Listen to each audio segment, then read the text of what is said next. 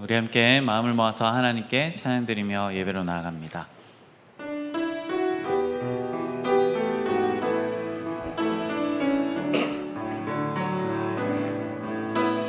내 평생 사는 동안 주 찬양하리. 여호와 하나님 내 주를 찬양하리. 주님을 묵상함이 즐겁도다. 내 영혼 주 안에서 참 기쁘리.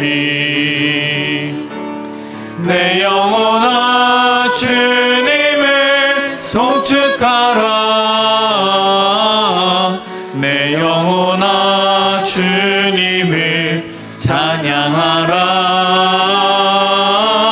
내 영혼아 주님을 송축하라.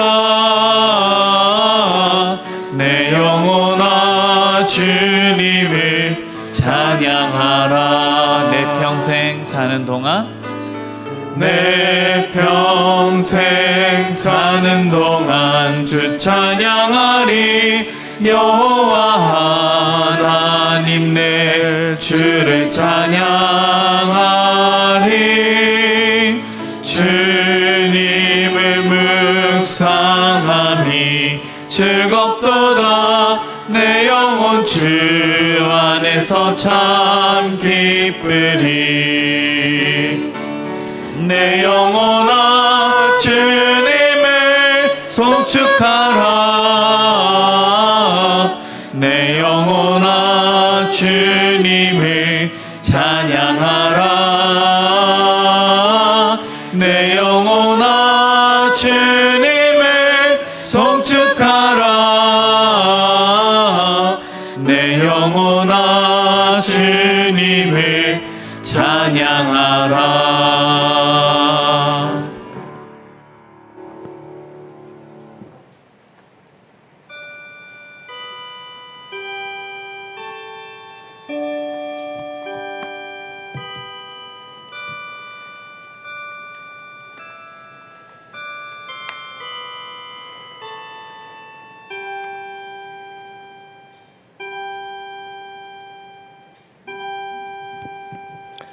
아브라함과 이삭과 야곱의 하나님, 그리고 우리 대의원 교회의 하나님, 우리로 하여금 이 세상의 복의 근원이 되게 하시며 낙심한 자들을 웃게 해주고 하나님의 언약의 통로가 되게 하심을 진심으로 감사를 드립니다.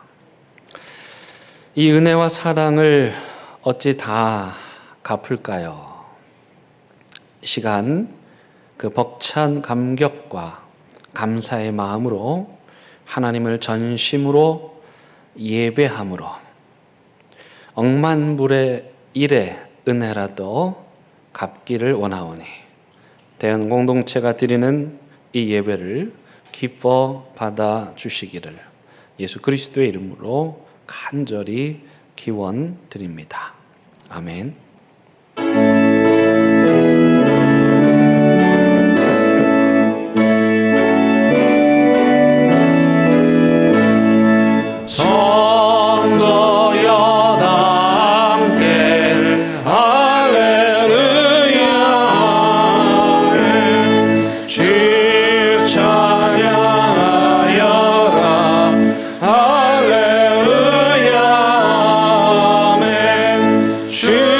주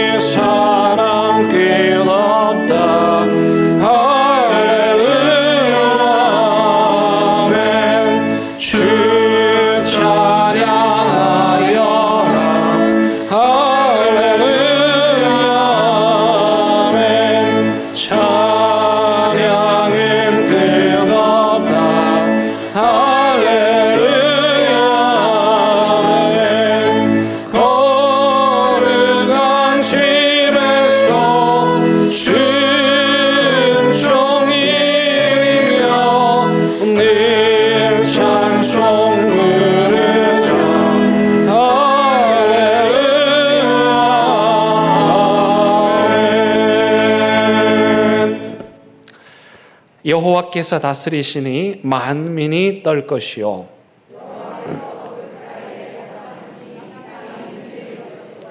시온에 계시는 여호와는 위대하시고 모든 민족보다 높으시도다.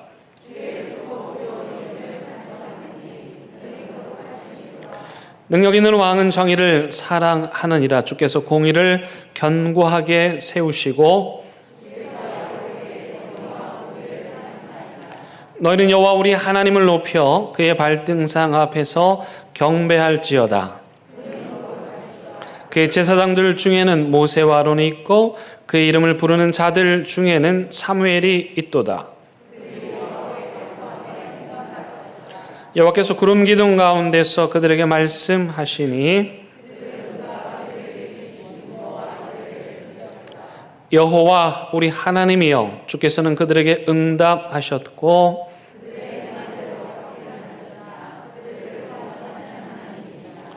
너는 여호와 우리 하나님을 높이고 그 성산에서 예배할지어다. 아멘. 나는 전능하신 아버지 하나님 천지의 창조주를 믿습니다. 나는 그의 유일하신 아들 우리 주 예수 그리스도를 믿습니다. 그는 성령으로 잉태되어 동정녀 마리아에게서 나시고 본디오 빌라도에게 고난을 받아 십자가에 못 박혀 죽으시고 장사된 지 사흘 만에 죽은 자 가운데서 다시 살아나셨으며 하늘에 오르시어 전능하신 아버지 하나님 우편에 앉아 계시다가 거기로부터 살아있는 자와 죽은 자를 심판하러 오십니다. 나는 성령을 믿으며 거룩한 공교회와 성도의 교제와 죄를 용서받는 것과 몸의 부활과 영생을 믿습니다. 아멘. 이 시간 자리에 앉으셔서 하나님과 여러분 많이 하는 은밀한 죄를 침묵 가운데 고백하는 시간 갖겠습니다.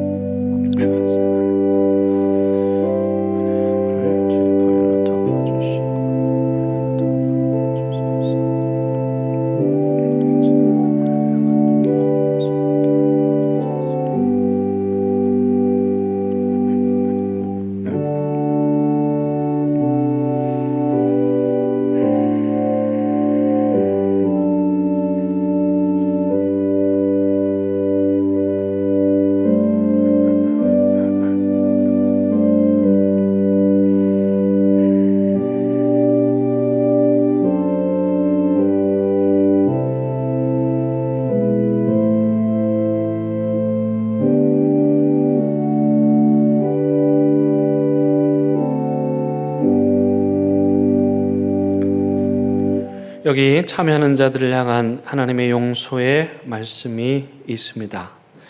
내가 잠시 너를 버렸으나 큰 긍휼로 너를 모을 것이요 내가 넘치는 진노로 내 얼굴을 내게서 잠시 가렸으나 영원한 자비로 너를 긍휼히 여기리라. 내 구속자 여호와께서 말씀하셨느니라.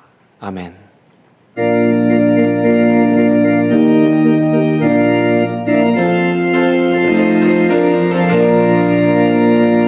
죄에서 자유를 얻게 하는 보혈의 능력 주의 보혈 시험을 이기고 승리하니 참 놀라운 능력이로다. 주의 보혈 능력이 또다. 주의 피 믿어 주의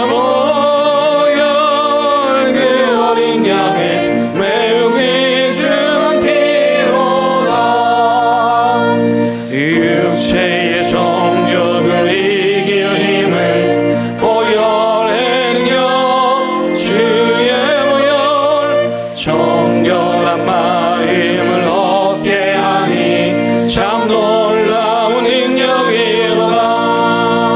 주의 보혈 능력이 또다. 주의 피 믿어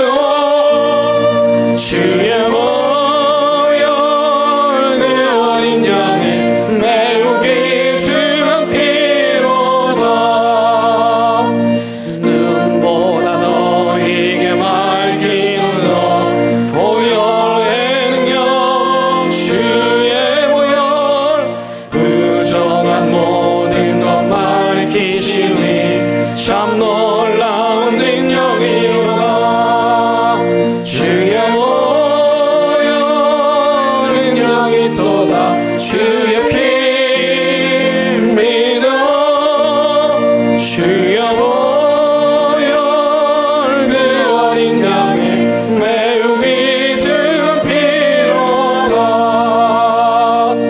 구주의 복음을 전할 테고 보혈의 능력 주의 보혈 날마다 나에게 찬송 중이 참 놀라운 능력이로다 주의 보혈 능력이 또다 주의 피 믿어 주의 보혈 그 어린 양의 매우 귀중한 피로가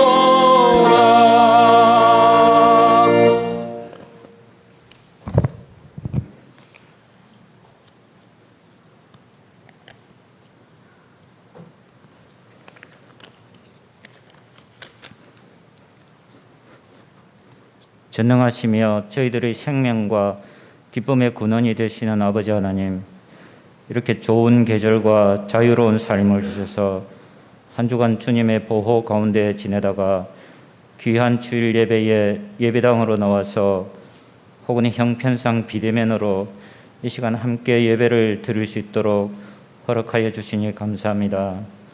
한 주간 동안 주님을 의지하지 못했으며 믿음의 눈으로 모든 일들을 바라보지 못했으며 항상 기뻐하고 쉬지 말고 기도해 오지 못한 것들을 비롯해서 자신의 계획만을 내세우며 살아왔던 것을 회개하면서 이 시간 주님의 용서와 새롭게 하심을 바라고 기도합니다. 어제는 교회 마당에서 어린 새싹들의 기쁜 함성이 울려 퍼지는 좋은 시간을 가졌습니다. 우리의 미래가 될 그들에게 지금의 모든 일들이 소중한 추억으로 남게 하시고 또한 주님을 만날 수 있는 징검다리가 될 수 있게 도와주시옵소서. 그리고 아직 진행 중에 있는 교육부서의 모든 여름 행사들이 끝까지 은혜롭고 아름답고 또 안전한 행사들이 될 수 있도록 붙들어 주시옵소서. 아버지 하나님, 자유를 박탈당하고 복음을 전달받지 못하는 상황이 있는 북한 동포들에게 주님의 손길을 베풀어 주시옵소서. 그리고 전쟁과 억압과 질병뿐만 아니라 굶주림에 시달리는 지구촌의 모든 고통당하는 이들의 심령에 은혜를 주시옵소서. 또한 자신의 부귀 영화를 내려놓고 주님의 귀한 영혼들에게 손수 찾아가는 선교사님들, 개척교회 교역자님들에게 한량없는 복을 내려 주시옵소서. 하나님, 저희들 중에 주님의 도우심을 간절히 바라는 손길들이 있습니다. 혹 질병을 이길 수 있도록, 혹은 정신적인 일들을 극복할 수 있도록, 혹은 재정적인 문제, 간절히 주님을 바라는 그들에게 이 시간 하늘의 문을 열어 주시옵소서. 기쁨의 감정들이 있게 하여 주시옵소서. 코로나19가 다시 고개를 들고 있습니다. 주님의 날개 아래 저희들을 품어주셔서 이 전염병이 완전히 사라질 때까지 저희들을 지켜주시고 위험에서 건져 주시옵소서. 더운 여름날의 냉수처럼 주님의 마음을 시원케 하는 저희들이 될 수 있도록 도와주시옵소서. 이제 예배를 시작합니다. 세우신 목사님을 통해 주님의 뜻이 들려지게 하여 주시옵소서. 또한 예배를 섬기는 찬양단이나 안내와 권면으로 헌신하는 이들에게 주님께서 함께하고 계심을 알 수 있도록 은혜를 주시옵소서. 마치는 시간까지 주님을 향한 기대와 설렘의 시간이 될 줄 믿으며 예수님의 이름으로 기도합니다. 아멘.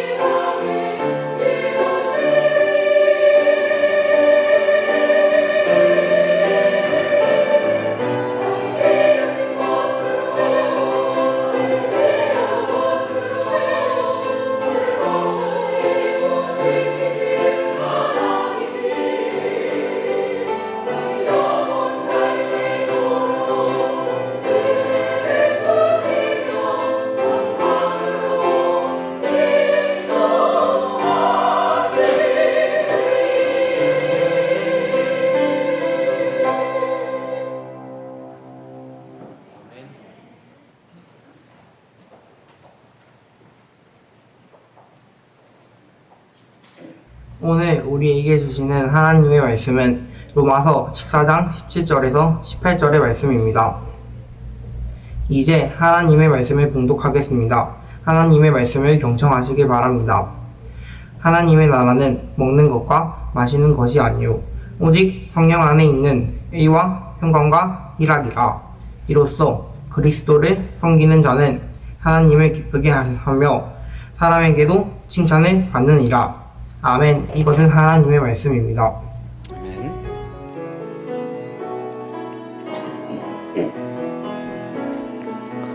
이 말씀 따라 사는 동안 지치지 않게 하시고 이 말씀 따라 사는 동안 주님 나라 이루소서.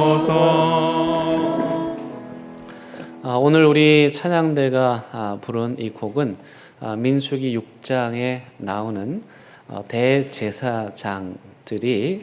대제사장이 이스라엘 백성들을 축복하는 그 기도문을 찬양으로 만든 정말 좋은 곡이고 저도 참 좋아합니다. 사실은 우리 칼빈 이후 우리 종교개혁가들이 예배 때 축도로 했던 첫 번째 축도는 사실 지금 우리가 하는 축도가 아니고 오늘 우리 찬양대가 부른 민수기 6장의 축도입니다.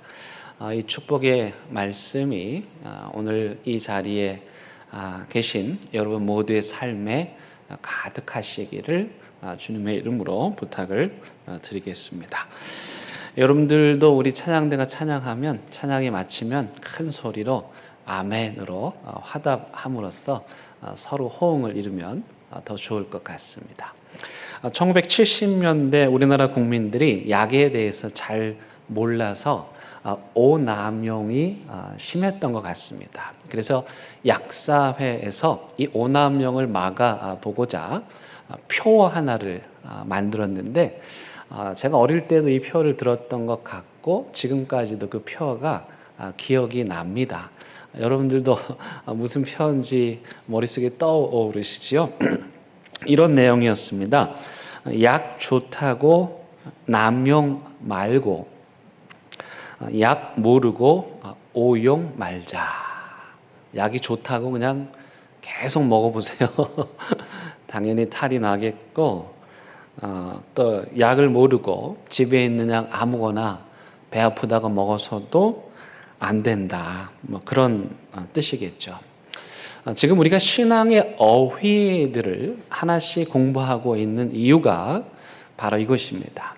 우리가 자주 사용하는 이 신앙의 어휘들을 그 내용을 모르고 함부로 남용하면 부작용이 생길 수 있고요. 또 그 뜻을 모르고 오용하면 오히려 우리 신앙생활에 걸림돌이 될 수도 있습니다. 그래서 이번 기회에 우리가 빈번하게 사용하는 이 신앙의 어휘들의 적확한 뜻을 잘 알아서 건강하고 그리고 균형 잡히고 상식적인 그런 신앙의 토대를 든든하게 마련하고자 하는 기회로 삼고 있습니다. 그래서 신앙의 초보자분들에게는 기독교의 신앙의 기초를 익히는데 매우 유익할 것이고 이미 이 용어들을 익숙하게 사용하신 분들은 다시 한번 이 용어들의 뜻을 깊이 헤아려 더 정확하게 사용하실 수 있게 될 것입니다. 지난 시간 우리가 살펴본 신앙의 어휘들은 은혜, 은사, 그리고 계시였습니다. 오늘은 기독교 용어 중에서 가장 핵심적인 기독교의 진리를 잘 설명하고 있는 용어인데요. 그건 바로 하나님의 나라입니다. 제가 이번 어휘 설교 시리즈에서 주안점을 두는 것은 여러분들이 이해하기 쉽도록 쉽게 설명하는 것입니다. 뭐 어려운 얘기들 할 수 있지만 그러지 말고 정말 우리에게 친근하게 다가오는 이 용어들을 한번 쉽게 이해하고 저도 쉽게 한번 설명해 보자. 그렇게 노력을 하고 있는데요. 일단 하나님의 나라, 이 말의 뜻은 뭘까? 말 그대로 하나님께서 다스리시고 통치하시는 나라라는 뜻입니다. 그래서 하나님의 나라가 임한 곳에는 주인이 바뀌는 혁명이 일어납니다. 내가 주인이었던 곳에 하나님께서 주인이 되는 거죠. 내 마음에, 내 가정에, 우리 교회에 다른 사람들이 주인이었는데 하나님이 주인이 되는 것. 그게 바로 하나님의 나라입니다. 따라서 이 하나님 나라의 의미를 아는 사람들은 요즘에 TV에서 내 인생의 주인공은 나다 이렇게 말하는데 하나님의 나라의 의미를 알고 예수 그리스도를 믿는 사람들은 그렇게 말하지 않고 내 인생의 주인은 하나님이십니다. 이렇게 고백을 하는 것입니다. 두 번째, 이 하나님의 나라는 우리가 믿는 예수 그리스도의 궁극적인 비전이셨습니다. 예수님께서는 이 하나님의 나라가 자신의 비전인 것을 조금도 감추시지 않고 공생의 사역 첫 번째 설교에서 말씀하셨죠. 회개하라, 하나님의 나라가 가까이 왔다. 곧 예수 그리스도께서 이 땅에 하나님의 나라를 이루기 위해 오셨음을 천명하신 것입니다. 이 하나님의 나라가 예수님의 핵심 비전이었다는 것을 알게 해주는 또 한 가지는 주기도문입니다.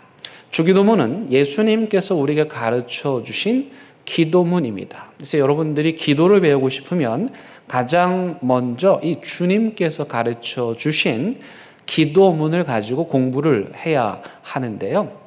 이 주기도문은 기도의 형식을 가르쳐 주기도 하지만 더 구체적으로 예수님을 따르던 공동체가 추구했던 비전이 무엇인지를 말해줍니다. 그때 당시에 여러 공동체들이 있었는데 그 공동체들은 자신들의 꿈과 비전을 담은 그 내용을 기도문으로 만들었고 그리고 그 기도문을 통해 계속해서 반복적으로 기도함으로써 자신들의 사명, 비전을 잊지 않고 이루려고 했습니다. 그런 의미에서 주님께서 가르쳐 주신 주기도문은 단순한 기도의 샘플 정도가 아니라 이 기도 안에는 예수 그리스도의 핵심 가치, 예수님께서 추구하셨던 궁극적인 비전이 들어 있습니다. 그렇다면 이 기도문 안에서 예수님께서 말씀하시고 추구하셨던 것은 무엇일까? 여기에 보면 총 6가지의 간구가 나오는데요. 처음 3가지는 하나님을 향한 간구입니다.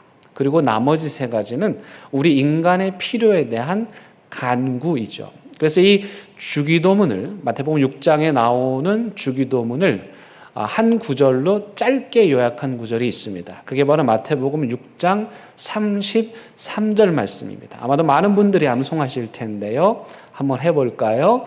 너희는 먼저 그의 나라와 그의 의를 구하라. 그리하면 이 모든 것을 너희에게 더하시리라. 여기 보세요. 너희는 먼저가 중요해요. 먼저 뭘 구하라고요? 그의 나라, 즉 하나님의 나라를 말하죠. 하나님의 나라가 이 땅에 이루어지기를 먼저 기도해라. 그러면 어떻게 된다고요? 우리가 기도하려고 했던 양식에 대한 문제, 관계에 대한 문제, 모든 기도의 문제들을 하나님께서 다 이루게 해 주실 것이다. 는 내용입니다.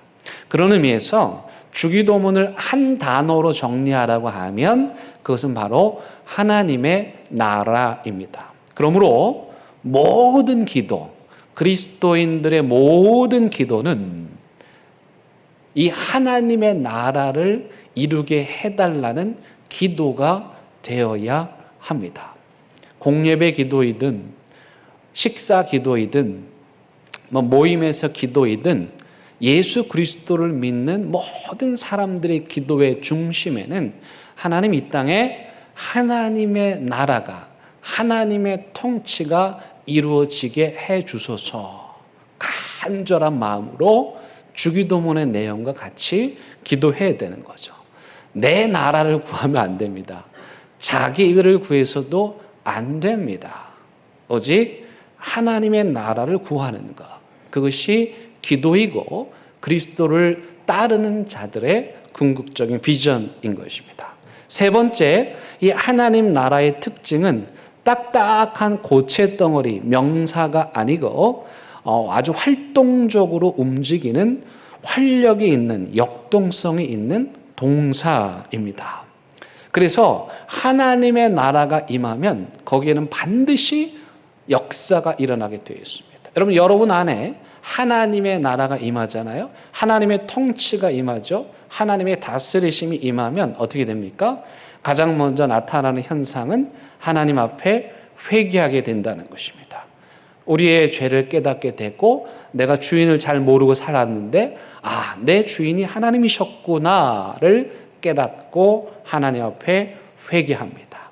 그래서 그때부터 하나님의 말씀에 순종하는 삶을 살게 됩니다.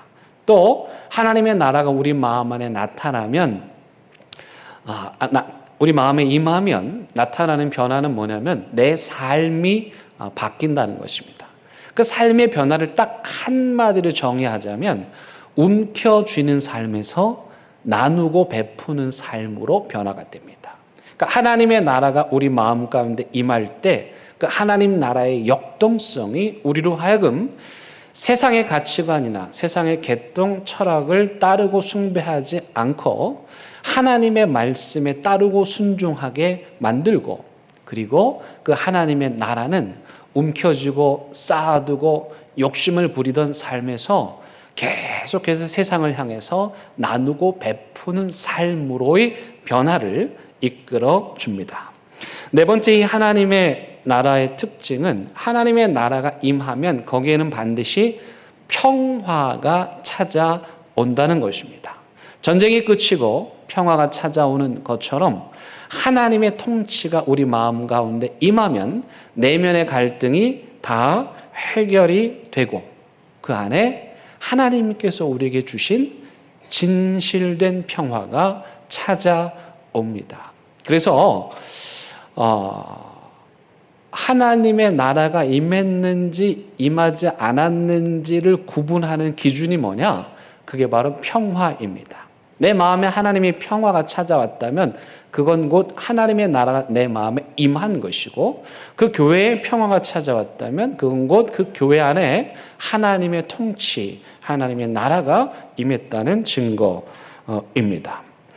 다섯 번째, 하나님 나라의 특징은 하나님의 나라가 우리 안에서 시작되었지만 아직은 완전히 이루어지지는 않았다는 것입니다. 그러니까 미완성이라는 것이죠. 시작이 되었지만 아직은 완성되지 않은, 이것을 찬양 가사가 잘 보여주고 있습니다. 여러분들이 이 곡은 잘 모르실 수 있는데 가스펠 찬양 중에 이런 가사가 있네요. 하나님의 나라는 이 땅에 이미 시작된 나라. 하나님의 나라는 저와 여러분들의 마음 안에, 가정 안에, 우리 교회 안에 이미 시작된 나라. 그러나 그것으로 끝이 아니고 주님이 오시는 날 완성되는 나라. 그게 하나님의 나라입니다.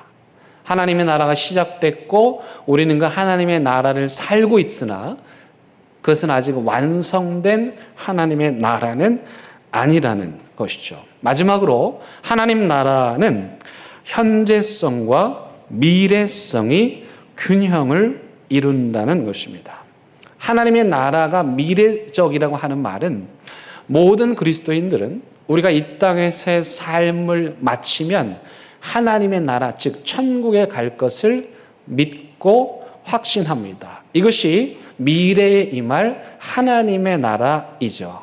하지만 동시에 그 하나님의 나라는 현재성도 있는데 그 말은 오늘 우리가 사는 이 땅에서 하나님의 나라를 이루어야 한다는 것입니다. 그래서 우리는 기도할 때마다 간절히 하나님의 통치가, 하나님의 나라가 내 마음과 가정과 이 나라 위에 임하게 해달라고 기도해야 하며, 기도할 뿐만 아니라 정말 부단하게 우리가 사는 이곳에, 적어도 내 삶의 반경 안에 하나님의 통치, 하나님의 다스리심이 임하기를 간절한 마음으로 기도하고 노력하고 그 일을 이루기 위해서 땀을 흘리는 일을 해야 하는 것이죠. 하나님의 나라의 미래성과 현재성을 잘 보여주는 찬양이 있습니다. 이 곡은 여러분들이 잘 아시는 찬양인데요. 옛날에 많이 불렀던 찬양입니다. 돈으로도 못 가요 하나님 나라. 이 하나님 나라 잘 보여주는 노래예요. 그 다음에 뭐 해도 못 가죠? 어여뻐도 못 가요 하나님 나라. 그러니까 예쁜 사람들 부러워할 필요 없네요. 예. 그럼 어떻게 하나님 나라 갑니까? 거듭나면 가는 나라예요. 여기서 거듭난다는 말은 예수 그리스도를 믿고 하나님의 자녀가 돼서 다시 태어났다는 것이죠. 그래서 거듭나면, 예수님을 믿으면 우리가 미래의 가는 나라, 그게 바로 천국 하나님의 나라예요. 근데 그 다음 소절은 또 이렇게 말합니다. 믿음으로 가는 나라 하나님 나라. 그래서 제가 말씀을 드렸어요. 요 가사는 바꿔야 된다. 믿음으로 가는 나라가 아니고 믿음으로 어떻게 하는 나라죠? 믿음으로 사는 나라예요. 이게 바로 하나님 나라의 이중성입니다. 우리는 이 땅에서 하나님을 믿고 하나님 나라가 이 땅에 이루어지기를 믿음으로 살면서 내가 사는 곳에 하나님의 나라를 이루기 위해서 분투해야 돼요. 열정을 가지고 악이 지배하고 어둠이 지배하는 세상에 하나님의 나라가 임하기를 애써야 하는 거야. 그래서 여러분 예수를 믿으면 빈말이라도 하나님 나라 이 땅에 이루어지게 해달라고 기도하고 말씀하셔야 하는 거예요. 이 땅에 하나님의 나라를 이루며 매일매일을 하나님의 나라를 살 때, 그때 마지막 하나님께서 우리를 부르실 때 영원한 천국인 하나님의 나라에 가게 되는 것입니다. 이것이 바로 하나님 나라의 현재성과 미래성입니다. 그런데 이토록 예수님께서 강조하신 하나님 나라에 대해서 바울 사도는 그렇게 강조를 하지 않은 것으로 보입니다. 그가 쓴 편지 로마서를 비롯해서 그 서신에서 하나님 나라라는 표현이 8번밖에 등장하지 않습니다. 이게 왜 문제가 되냐면, 여러분 바울 사도는 예수 그리스도의 뒤를 이어서 기독교의 기틀을 마련한 사람이라고 알려져 있습니다. 왜냐하면 우리가 믿는 예수님은 책을 한 권도 남기시지 않았어요. 어록을 남기시지도 않았어요. 그저 남기신 것은 그분의 말씀을 따르는 제자들 뿐이었죠. 그래서 바울 사도가 이미 떠나고 없는 예수님, 그 예수님의 가르침을 잘 정리하여서 기독교란 이런 것이다, 예수님의 가르침이란 이런 것이다 해서 기틀을 마련하였단 말이에요. 근데 문제는 뭐냐면 지금 표면적으로 볼 때 예수님의 비전은 하나님의 나라였는데 바울 사도는 하나님의 나라를 자신의 편지에서 단 8번밖에 기록하지 않은 거예요. 그래서 어떤 신학자들은 바울과 예수님 사이에 불연속성이 있다. 바울이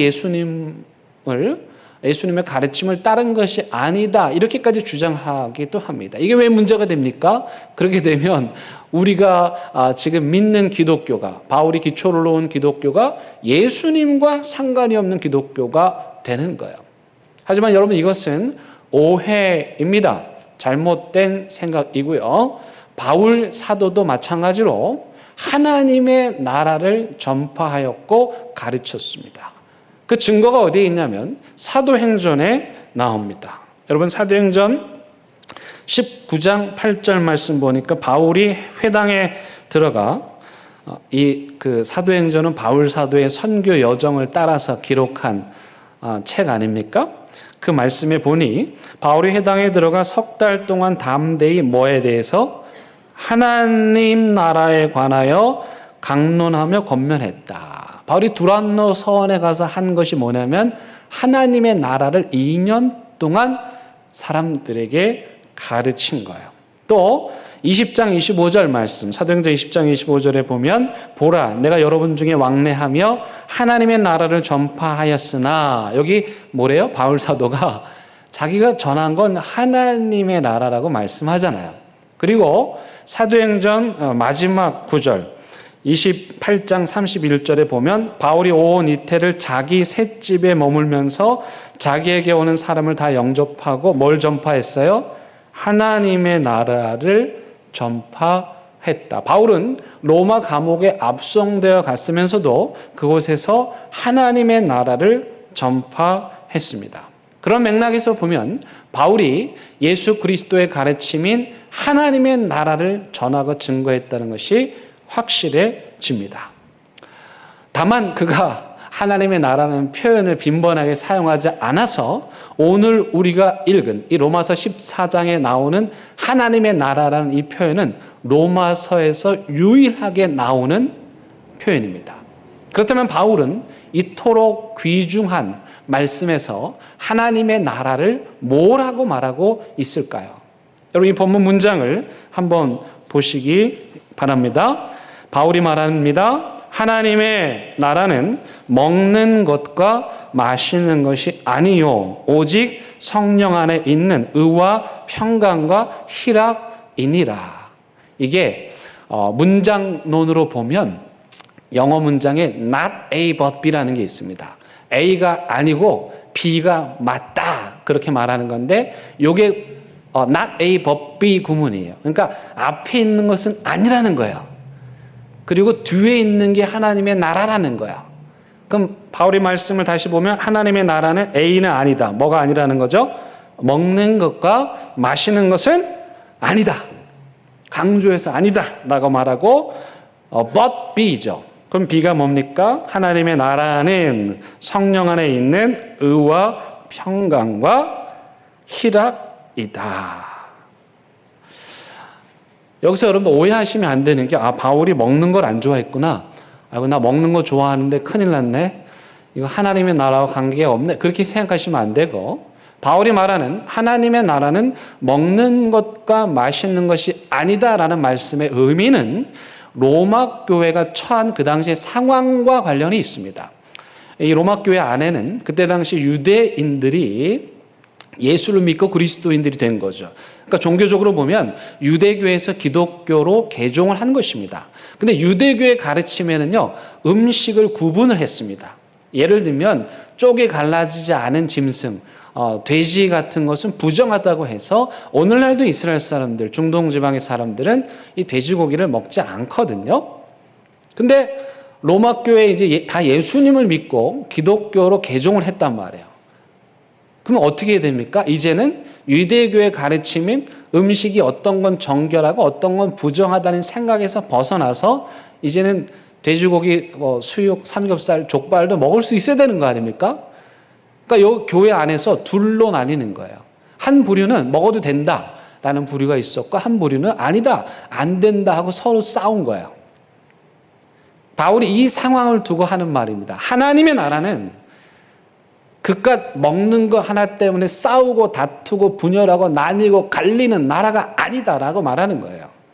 음식을 먹지 말란 얘기가 아니라 그 무엇이라 할지라도 교회는 하나님의 나라를 이루고 이 땅에 하나님의 나라를 선포해야 될 기관인데 교회 안에서 하나님의 나라가 깨어져서는 안 된다, 파괴되어서는 안 된다라는 말함과 동시에 그렇다면 하나님의 나라는 뭐다? but B인데 그 B는 뭐냐면 의와 평강과 희락이라는 것입니다. 중요한 건 바울이 말하는 하나님의 나라의 특징인 의와 평강과 희락은 예수님께서 이 땅에서 삶으로 이루신 것입니다. 예수님은 이 땅에 오셔서 하나님의 나라를 말씀하시기도 했지만 친히 자신이 하나님의 나라를 사셨습니다. 첫 번째 바울이 말하는 의란 어떤 것입니까? 여러분 너무 중요한데 바울이 로마서 이후에 의라는 표현을 자주 사용할 텐데 그때마다 여러분들은 이 옳을 의자를 보고 아하, 옳은 행실이구나, 윤리 도덕적인 옳고 그름이구나 이렇게 생각하시면 안 됩니다. 왜냐하면 이 바울이 의도하는 의는 구약에서 빌려온 용어인데 구약에서 말하는 의는 하나님과 인간과의 관계의 회복을 의미합니다. 물론 하나님과 관계가 회복이 되면 점차적으로 성화의 과정을 통해서, 훈련의 과정을 통해서 그가 거룩하게 되고 윤리도덕적인 삶을 살겠지만, 그러나 1차적으로 중요한 것은, 바울이 의도하는 건 지금 의라고 말할 때는 관계의 회복을 의미하는 것입니다. 그러면 예수님께서 어떻게 관계의 회복을 이루셨습니까? 십자가에서 자신을 희생하심으로써, 제물로 드림으로써 하나님과 인간 사이에 깨어진 관계를 회복해 주신 것이죠. 하나님의 손을 잡고, 죄로 얼룩진 인간의 손을 잡고 자신이 십자가를 지심으로 그 둘의 손을 잡아주게 하는, 화해하게 해주는, 관계를 회복하게 해주는 하나님 나라의 사역을 예수님께서 하신 거예요. 두 번째, 평화입니다. 여러분, 평화라는 말을 들으면 어떤 생각이 드십니까? 좋은 게 좋은 거다. 근데 성경이 말하는 평화는 그런 평화와는 거리가 멉니다. 지난 수요일 날 우리가 비느하스에 대해서 이야기를 했습니다. 이스라엘 백성들이 광야를 가다가 음행 사건을 겪게 되죠. 그들이 유혹에 넘어가서 발람의 계교에 빠져가지고 거기서 우상을 섬기고 신전의 창녀들과 함께 몸을 썩는 음란의 죄를 짓습니다. 근데 그게 죄가 계속되니까 죄가 둔감해지죠. 그래서 시므리와 고습이라는 사람은 하나님이 보란 듯이, 이스라엘 백성들이 보란 듯이 백주 대낮에 해선을 안 된 일을 벌이게 됩니다. 그때 이 비느하스라고 하는 사람이 창을 들고 가서 그 음란을 저지르고 있는 그 두 사람을 창으로 찔러서 죽이죠. 그때 하나님께서 비느하스를 가리켜서 너는 평화의 사람이다, 내가 너에게 평화의 언약을 준다, 이렇게 말씀하셨습니다. 그러면 기독교에서 말하는 평화는 어떤 평화입니까? 우리의 모든 죄와 두려움을 깨뜨리는 평화, 죄책감을 벗어버리고 찾아오는 진정한 평화를 말합니다. 예수님이 어떻게 이 평화를 이루셨습니까? 부활을 통해서 평화를 이루셨습니다. 부활하신 예수님께서 제자들을 찾아가셔서 가장 먼저 하신 말씀, 너희에게 평화가 있을지어다. 무슨 뜻입니까? 두려워하고 있고 죽음의 공포에 사로잡혀 있는 그들에게 내가 죽음을 이겼다, 죽음을 생명으로 이겼다, 그러니 더 이상 두려워하지 말아라, 너희에게 평강이 있을지어다. 예수 그리스도께서는 부활을 통해서 우리가 두려워하는 죽음을 이기심으로 우리에게 평화를 전해 주신 것입니다. 마지막으로 하나님 나라의 특징은 기쁨입니다. 많은 말씀을 할 수 있겠는데 한 가지 말씀을 드리면, 그때 당시에 성전이 있었고 그 성전에 넓은 뜰이 있었어요. 근데 이 종교 지도자들이 이방인들이 들어올 수 있는 그 뜰을 뺏어버리고 그들을 내쫓고 거기에 장사를 했어요. 그때 예수님께서 그 성전을 찾아가셔서 그들이 상을 뒤집어 엎으시고 환전소를 뒤집어 엎으시며 말씀하시죠. 내 집은 만민이, all nations, 이방인, 유대인, 유색인 할 것 없이 모든 만민이 기도하는 집인데 너희가 왜 내 집에서 이들을 쫓아냈냐. 그러면서 그걸 정결하게 하시고 쫓겨났던 이방인들 다시 들어와, 너희들 들어와도 돼. 빼앗긴 뜰을 다시 찾는 기쁨을 예수님께서 그들에게 주신 거예요. 이것이 하나님 나라의 특징입니다. 의와 평강과 기쁨. 예수님께서는 자신의 삶으로 이 하나님의 나라를 이루셨습니다. 어제 우리 교회 마당에서 하나님 나라가 이루어졌습니다. 영상으로 잠깐 보실까요?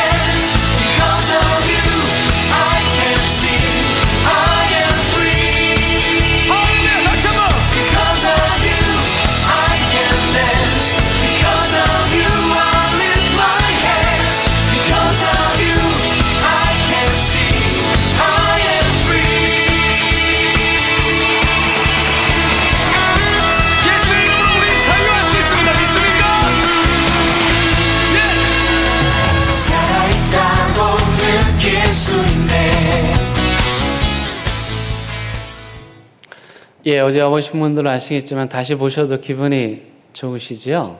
저게 바로 하나님의 나라입니다. 어제 우리 대연교회 주차장 마당에서 하나님의 나라가 이루어졌습니다. 하나님 나라의 특징 세 가지 뭐였어요? 바울이 말하는 것 첫 번째, 의. 그 의란 뭐라고요? 관계의 회복. 세상에 어제 보니까 6년 전에 우리 교회 새가족으로 오셨던 분이 아이가 이제 컸죠.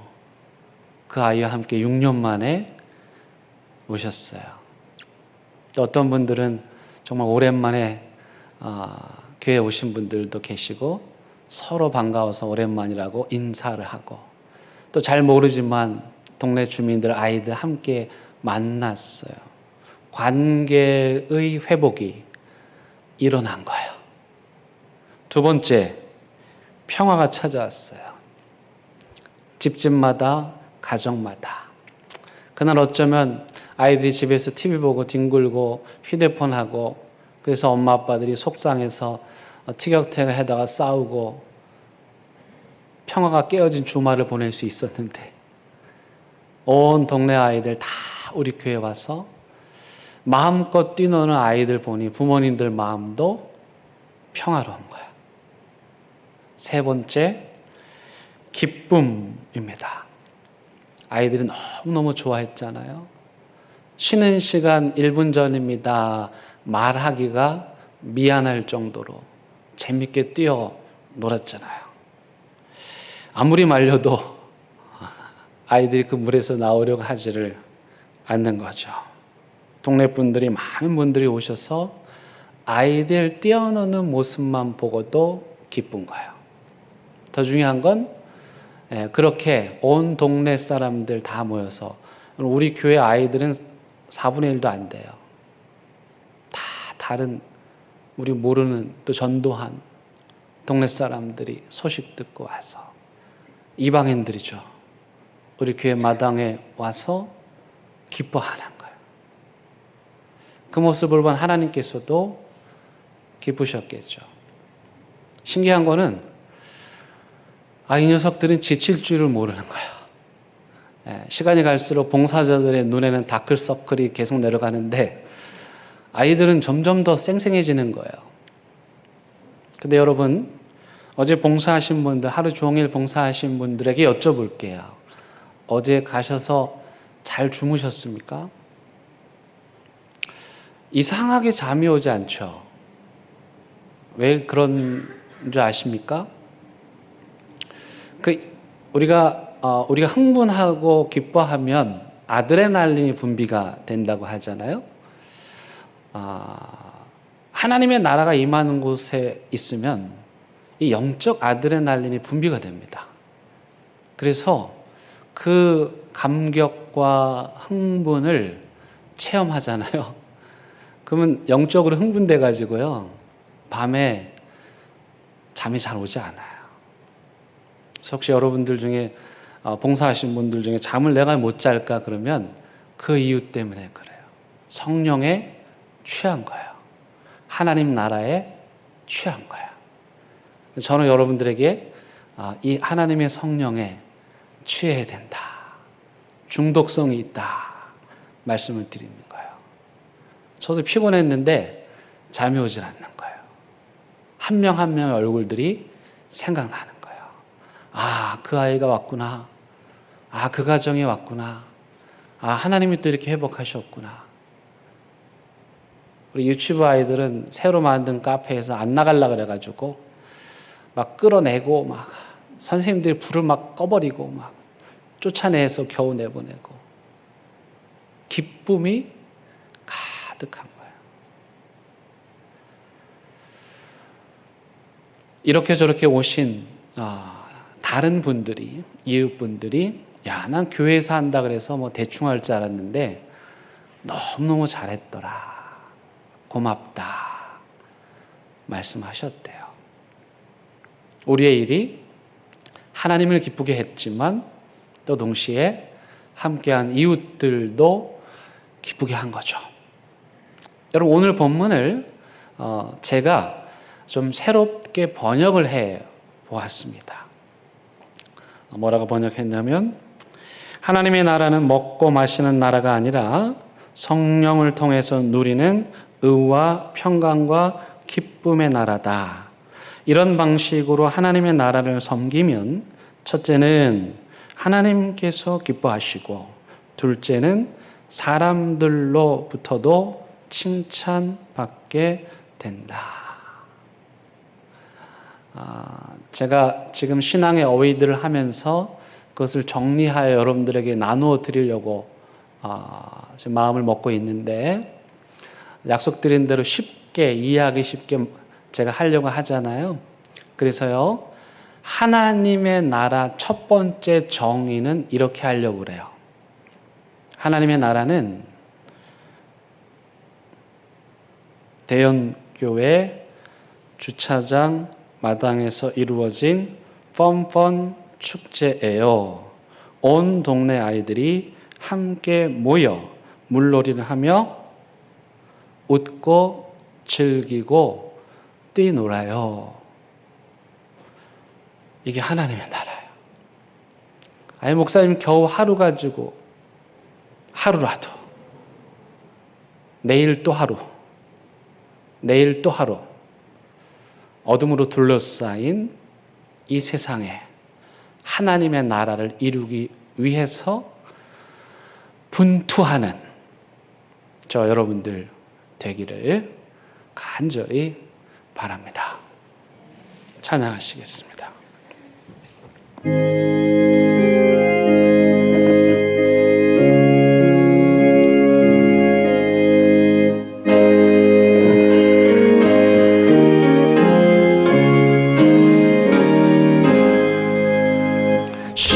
시온의 영광이 빛나는 아침, 어둡던 이 땅이 밝아오네.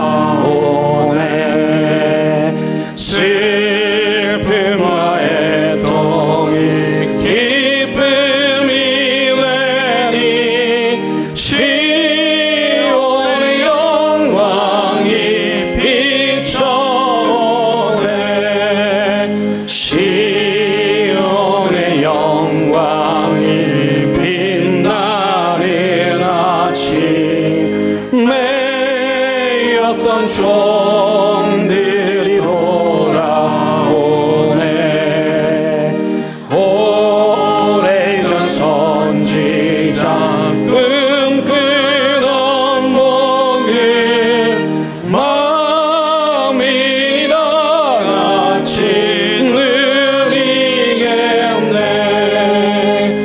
보아라 광야에 화초가 피고, 말랐던 시냇물 흘러오네. 이 산과 저 산이 마주쳐 울려 주 예수의 종을 찬송하네. 땅들아 바다야 많은 섬들아 찬양을 주님께 드리어라. 싸움과 죄악이 가득한 땅에 찬송이 하늘에 사무치네. 아멘. 하나님, 우리 대연교회가 이 땅에 하나님 나라 이루는 일에 분투하게 하옵소서. 어제 대연교회 주차장 마당에 가득했던 그 웃음이, 그 함성이 하나님의 마음을 기쁘게 하였듯이, 매일 매순간 죽음을 생각하고 고통 속에 사로잡혀 있고 절망 가운데 있는 자들을 찾아가서 하나님의 나라 이루는, 하나님의 나라 전하고 증거하는 우리 모두의 삶이 되게 하여 주옵소서. 예수님의 이름으로 기도드립니다. 아멘.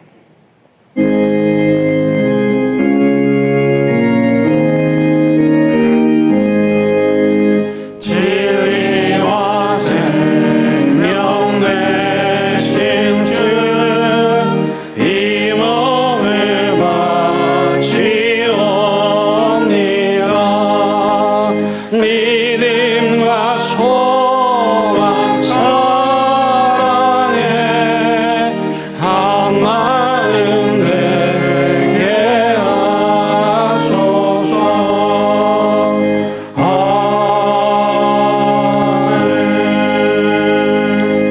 하나님, 이 시간 주님께서 여기 베푸신 은혜 감사하여 귀한 예물 정직한 마음으로, 성실한 마음으로 올려드립니다. 마음의 중심을 보시는 하나님께서 이 예물을 기억하시고 받아주시고 드리는 모든 손길들 복에 복을 더하여 주옵소서. 이 예물이 하나님의 나라 이루는데 단 1분이라도 하나님의 나라 이루게 하는데 귀하게 사용되게 하여 주옵소서. 이제 하나님의 나라 앞에 강력하게 저항하는 세상 향하여 나아갑니다. 우리에게 사랑과 공의와 평화와 기쁨을 허락하여 주셔서 어둠으로 가득 찬 이 세상 하나님의 나라로 바꾸는 믿음의 삶 살게 하옵소서. 예수님의 이름으로 기도드립니다. 아멘. 예, 우리 옆에 있는 분들과 함께 인사 나누시겠습니다. 잘 오셨습니다. 예, 반갑습니다. 감사합니다. 예배위원분들도 감사를 드립니다. 예, 우리 어제 영상에서 보신 것처럼 우리 마을 축제죠. 온 동네 아이들 함께 모여서 즐거운 시간 가졌습니다. 우리 어른들까지 아마 300명 이상 참여하셨고 아침부터 저녁까지 많은 분들이 수고를 하셨습니다. 사실은 금요일 날부터 와서 고된 노동으로 수고하신 분들이 많이 계십니다. 아이들은 재밌고 즐겁게 놀지만 그 일을 이루기까지는 많은 분들의 수고와 헌신이 있는 것이죠. 그렇게 땀 흘리고 수고한 모든 분들 감사드립니다. 우리 그분들께 우리 박수로라도 위로하면 좋겠습니다. 예, 금요 회복 기도회, 기도에 대한 주제로 하고 있고 이번 주 마지막 시간입니다. 참여해 주시기를 바라고 저는 오늘 대성교회 재직 헌신 예배 인도하러 갑니다. 기도해 주시기를 바랍니다. 양혜경 권사님 성경 일독 하셨습니다. 여기 계시진 않지만 우리 큰 박수로 한번 축복해 주시고요. 그리고 김용환 어르신 지금 병원에 입원해 계십니다. 위에서 계속해서 기도해 주시기를 바랍니다. 이제 다 함께 일어나셔서 결단의 찬양 부르시겠습니다.